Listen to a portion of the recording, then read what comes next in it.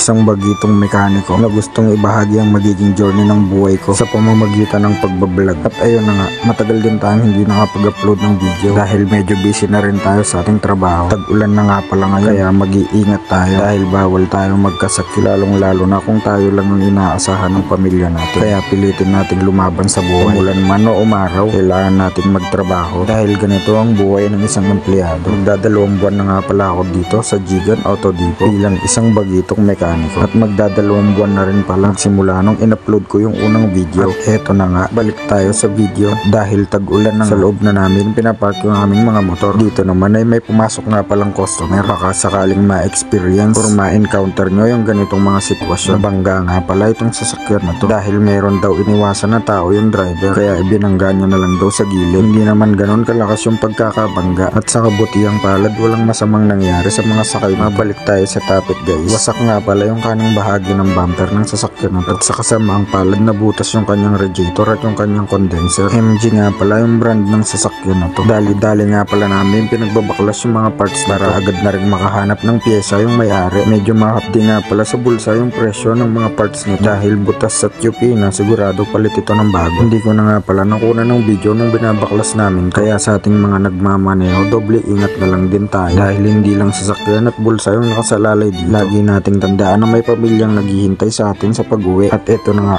mabalik tayo ulit sa video. Habang wala pang pyesa yung sasakyan, tamang tambay muna kami dito sa sulong. Dito nga pala si Master Glenn. Maya pa pumunta ako sa likod at binuksan ko yung pinto. At pagbukas ko nga ng pinto, yung dating fish pan na walang laman yun ay malapit ng mapuno. Pagkatapos nga palang umulan ng malakas ay bigla namang umaraw. At dito nga pala sa sulok ay may mga gulong. At na piraso nga pala to pinagpalitan ng customer. Maya pa ay pumunta nga pala ako sa lumang office. Dito ay naabutan ko si Boss Art na nakahiga. At agad ko nga pala siyang nilapitan at hihiga rin tayo. Siya hindi naman ganon kaselan dito sa trabaho namin. Pwede kaming humiga habang naghihintay ng customer, lalo na't wala nang gagawin at malinis naman yung area na napakadalang mo lang makakita ng ganitong kumpanya. At maya pa, speaking of customer, ay pumasok nga pala. Akala ko magpapa-change oil, yun pala magpapahangin lang ng gulong. Konting idea lang guys, 33 to 35 nga pala yung standard PSI ng bawat gulong, pero usually hanggang 33 lang tayo, especially sa mga sedan at SUVs. At eto na nga, pagkatapos ko nga palang hanginan yung gulong, mga ngapit bahay nga pala kami ni Boss Art. Pupunta nga pala kami dito sa katabing store. Nandito nga rin pala yung police mobile na madalas nagpapagawa sa amin. Dito nga pala kami laging binibili. Suki na nga pala kami dito.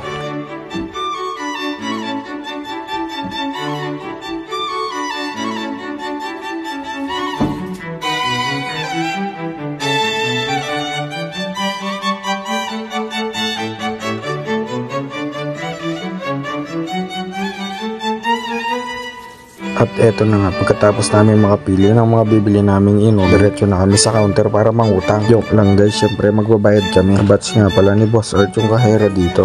At ayun na nga, pagkatapos namin magbayad ay bumalik na kami sa shop. Bali hanggang dito na lang siguro guys. Lagi tayong mag-iingat dahil tag-ulan na. See you next vlog.